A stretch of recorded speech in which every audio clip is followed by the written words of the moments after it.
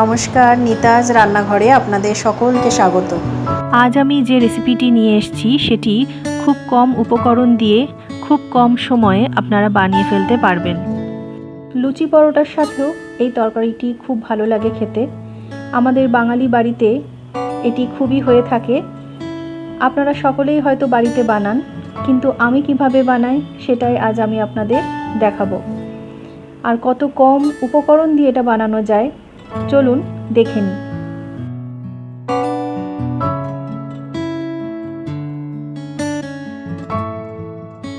এটি বানানোর জন্য আমার লাগছে আলু, টমেটো আর কাঁচা লঙ্কা। আলু ভাজার মতো লম্বা লম্বা করে কেটে নেব।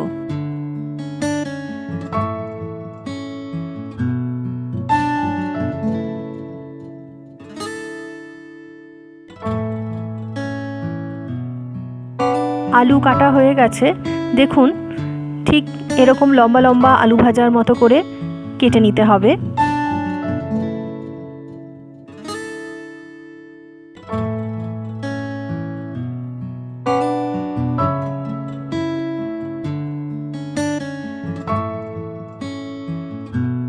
সময় বাঁচানোর জন্য আমি এটা প্রেসার কুকারে করব।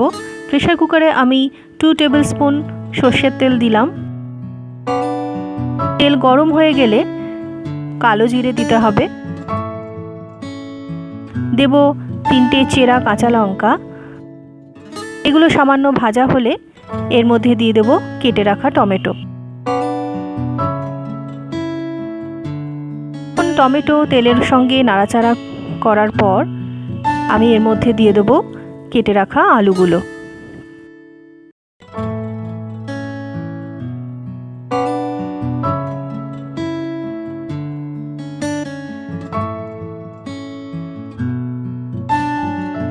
সমস্ত আলু দিয়ে দেওয়ার পর আমি ভালো করে নেড়ে নেব। ভালোভাবে নাড়া হয়ে গেলে এর মধ্যে দেব হলুদ,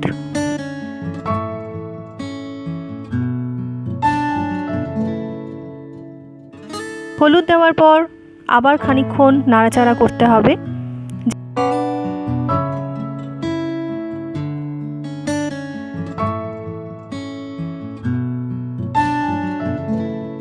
দেব পরিমাণ মতো নুন।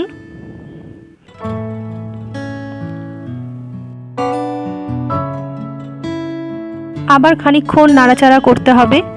দেখুন টমেটোগুলো গলে গলে গেছে। এবার আমি এর মধ্যে জল দেব। আপনারা আপনাদের প্রয়োজন মতো জল দেবেন। আমি এখানে 2 কাপ মতো জল দিলাম।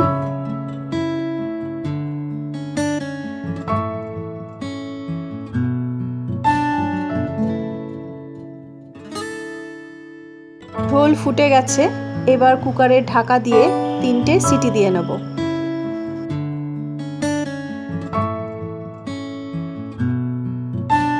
আলু চচ্চড়ি রেডি হয়ে গেছে। দেখুন আলু সেদ্ধ হয়ে গেছে ভালোভাবে। আমি এবার এটা পরিবেশন করব।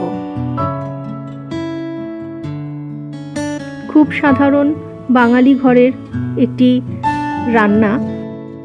খুব কম তেল মশলায় এটি রান্না হয়ে যায়। রুটি, পরোটা বা লুচির সাথে অসাধারণ লাগে খেতে। একবার ট্রাই করবেন। আমি ঠিক যেভাবে বানালাম সেভাবেই একবার বানিয়ে দেখবেন। আশা করব আপনাদের ভালো লাগবে। একটা কাঁচা লঙ্কা, ওপরে ধনেপাতা কুচি দিয়ে এটি সাজিয়ে দিলাম। হয়ে গেছে খুব কম মশলা এবং খুব কম উপকরণে আলু চচ্চড়ি।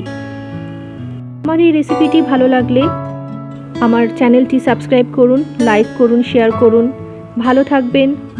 আজ এই পর্যন্তই। নতুন কোনো রেসিপি নিয়ে আপনাদের সামনে উপস্থিত হব।